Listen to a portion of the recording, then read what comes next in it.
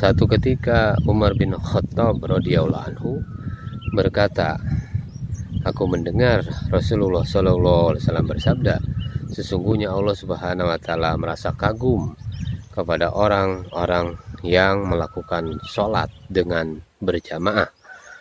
Saudara-saudara sekalian, keutamaan sholat seorang lelaki dengan berjamaah adalah 20 kali lebih dibanding dengan sholat sendirian, dinyatakan di dalam hadis yang lain.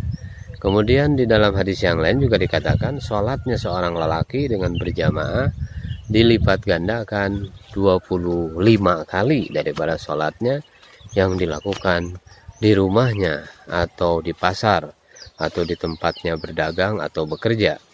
Saudara-saudara sekalian yang dimuliakan Allah Subhanahu wa Ta'ala, sholat dengan berjamaah lebih utama daripada sholat yang sendirian dengan 27 derajat. Ini dinyatakan dalam hadis yang lain. Jadi begitu besar ketinggian yang diberikan Allah Subhanahu wa Ta'ala kepada orang yang melakukan sholat berjamaah.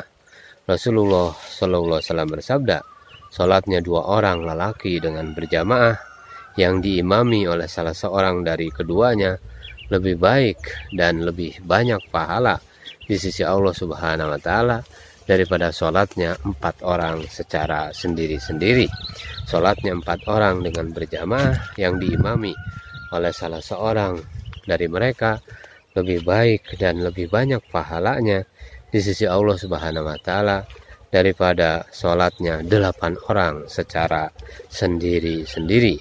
Dan sholatnya 8 orang dengan berjamaah yang diimami oleh salah seorang dari mereka lebih baik dan lebih banyak pahalanya di sisi Allah Subhanahu wa Ta'ala daripada sholatnya 100 orang secara sendiri-sendiri. Demikian hadirin muliakan Allah Subhanahu wa Ta'ala, begitu besar keutamaan yang Allah Subhanahu wa Ta'ala berikan kepada orang yang melakukan sholat secara berjamaah. Bahkan dikatakan oleh Nabi SAW, sesungguhnya sholatnya seorang lelaki bersama dengan lelaki lainnya dengan berjamaah lebih baik, lebih disukai daripada sholatnya secara sendiri-sendiri. Dan sholatnya bersama 2 orang dengan berjamaah lebih baik, lebih disukai daripada sholatnya dengan berjamaah bersama 1 orang. Dan semakin banyak jamaahnya, maka semakin disukai oleh Allah Subhanahu wa Ta'ala.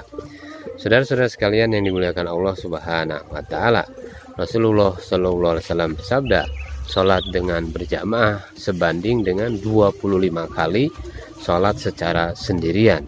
Dan apabila seseorang mengerjakan sholat di hutan atau di tempat yang tiada penghuni, lalu ia menyempurnakan ruku dan menyempurnakan sujudnya, maka pahalanya mencapai hingga 50 kali sholat. Luar biasa saudara-saudara sekalian. Allah Subhanahu wa Ta'ala begitu senang, begitu suka, begitu mencintai orang yang melakukan sholat berjamaah.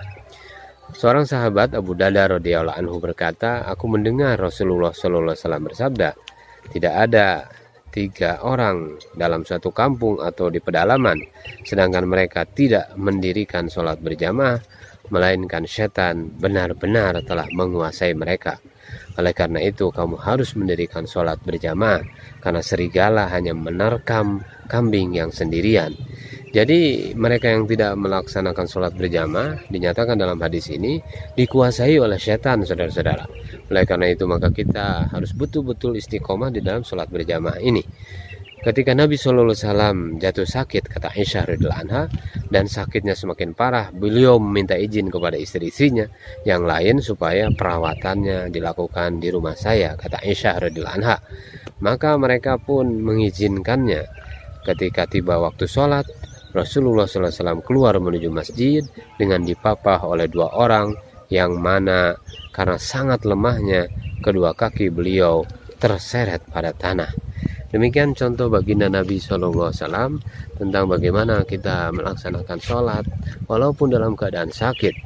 bahwasanya apabila Rasulullah SAW mengimami sholat di depan orang-orang, maka ada beberapa orang dari ahli supah yang jatuh dari berdirinya. Dikarenakan apa? Dikarenakan sangat lapar. Nah, inilah kesusahan-kesusahan orang melaksanakan sholat tetapi tetap dia berjamaah. Sehingga orang-orang Arab pada waktu itu, orang-orang Arab kampung mengatakan bahwa mereka adalah orang-orang gila. Apabila Rasulullah SAW telah selesai sholat, maka beliau menoleh kepada mereka, para ahli supah itu, sambil berkata, seandainya kalian mengetahui ganjaran bagi kalian di sisi Allah Subhanahu wa Ta'ala, pastilah kalian menginginkan agar hidup lebih miskin lagi. Saudara-saudara sekalian, seorang sahabat mengatakan, pada hari itu saya sedang berada bersama Rasulullah Shallallahu Alaihi Wasallam.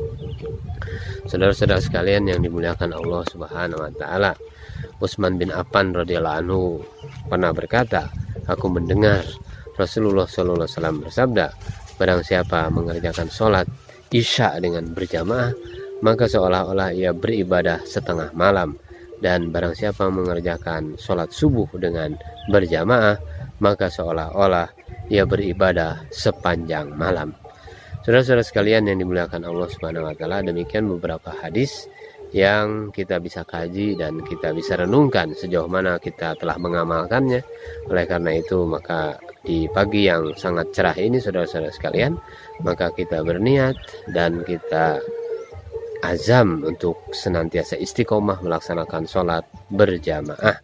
Niat amal dan niat menyampaikan, insya Allah. Subhanallah bihamdihi, subhanakallahumma wa bihamdika, asyhadu an la ilaha illa anta, astaghfiruka wa atubu ilaik.